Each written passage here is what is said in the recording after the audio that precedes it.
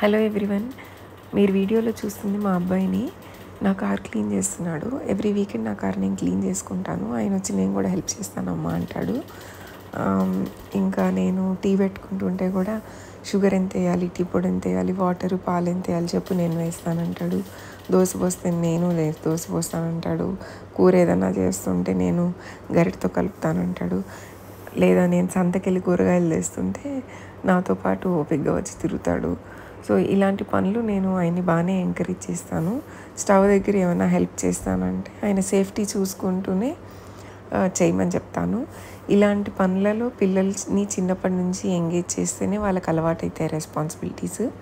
However వాళ్ళ friend circle, school, లేకపోతే circle, బంధువులు, చాలా ఫ్యాక్టర్స్ వల్ల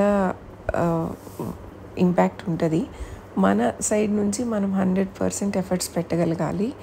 మనం వాళ్ళని గారాబంగా పెంచుదాము, వాళ్ళకి అసలు కష్టం రానికుండా చూసుకుందాం, కాలు కింద పెట్టకుండా పెంచుదాం, ఇలాంటి థాట్ ప్రాసెస్ ఉంటే వాళ్ళు పెద్దయ్యాక రెస్పాన్సిబుల్ అవ్వడం చాలా కష్టమని నా ఫీలింగ్.